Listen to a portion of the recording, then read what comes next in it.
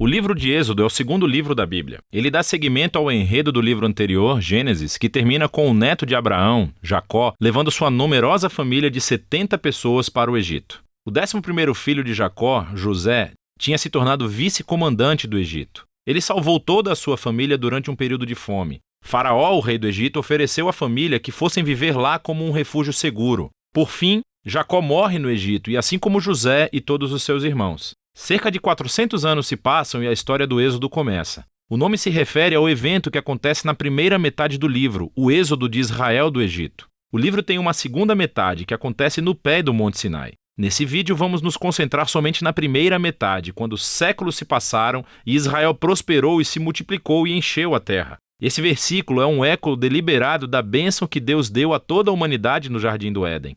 Lembra-nos da grande história bíblica até agora. A humanidade perdeu a bênção de Deus por meio do pecado e da rebeldia. E Deus escolheu a família de Abraão como instrumento através do qual ele iria restaurar as suas bênçãos para todo o mundo. Mas o novo faraó não vê Israel como uma bênção. Na verdade, ele vê esse grupo imigrante israelita como uma ameaça ao seu poder. Da mesma forma que em Gênesis a humanidade se revolta contra a bênção de Deus. Aqui o faraó tenta destruir a fonte da bênção de Deus, os israelitas. Ele os escraviza de maneira brutal, forçando-os a trabalhar e ordena que todos os meninos israelitas sejam afogados no Nilo. Ele é a pior personagem da Bíblia até agora. O seu reino é o ápice da rebelião da humanidade contra Deus. Esse faraó redefiniu o bem e o mal de acordo com seus próprios interesses de tal maneira que até mesmo o assassinato de crianças inocentes se tornou algo bom para ele. O Egito tornou-se pior do que a Babilônia do livro de Gênesis. Agora Israel grita por socorro contra essa nova Babilônia e Deus responde. Primeiro, Deus vira o mal do faraó de cabeça para baixo quando uma mãe israelita joga o seu filho no Nilo, mas dentro de um cesto. Ele flutua com segurança até a família do próprio faraó.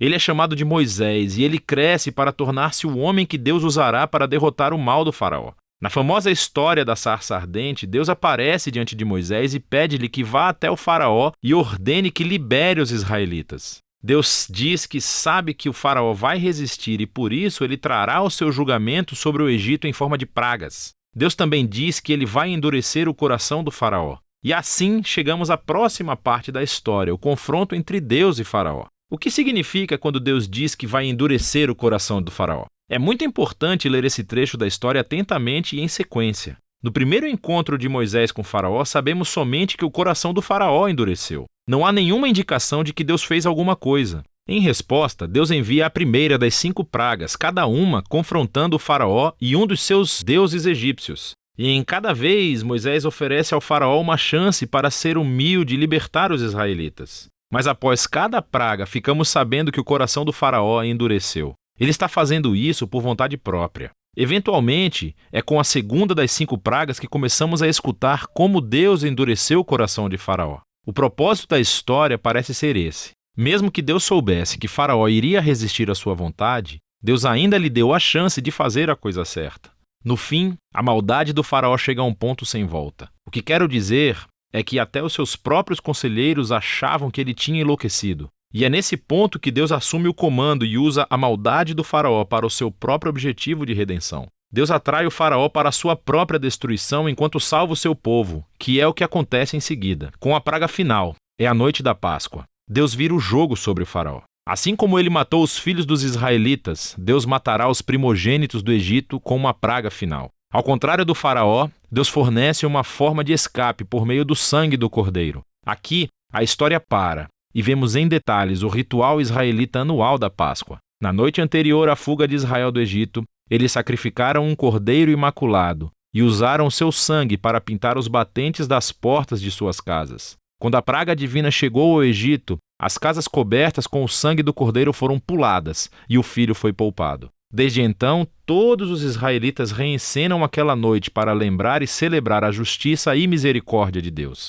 Mas o faraó, por conta do seu orgulho e rebeldia, perde o próprio filho e é obrigado finalmente a libertar os israelitas. Os escravos israelitas fazem o seu êxodo do Egito, mas assim que eles saem, o faraó muda de ideia. Ele reúne o seu exército e persegue os israelitas para uma batalha final. Quando os israelitas passam pelas águas do mar em segurança, o faraó decide atacar e assim entra na sua própria destruição. A história do Êxodo conclui com a primeira canção de louvor da Bíblia. chama-se A Canção do Mar. O verso final declara que o Senhor é rei. A canção reconta em poesia do que se trata a história do reino de Deus. Fala sobre como Deus tem a missão de confrontar o mal no seu mundo e resgatar aqueles que são escravizados pelo mal. Deus vai trazer todo o seu povo para a terra prometida, onde a sua presença divina viverá entre eles. Essa história mostra como é quando Deus se torna rei do seu povo. Depois que os israelitas entoam a sua canção, a história tem uma reviravolta. Os israelitas estão andando pelo deserto a caminho do Monte Sinai. Estão com fome, com sede e começam a criticar Moisés e Deus por terem sido salvos. Dizem que têm saudade dos bons dias no Egito. É uma loucura! Deus graciosamente fornece comida e água para Israel no deserto, mas essas histórias são sombrias. Começamos a pensar, será que o coração de Israel é tão duro quanto o de Faraó? Vamos ver. Por enquanto, essa é a primeira metade do livro de Êxodo.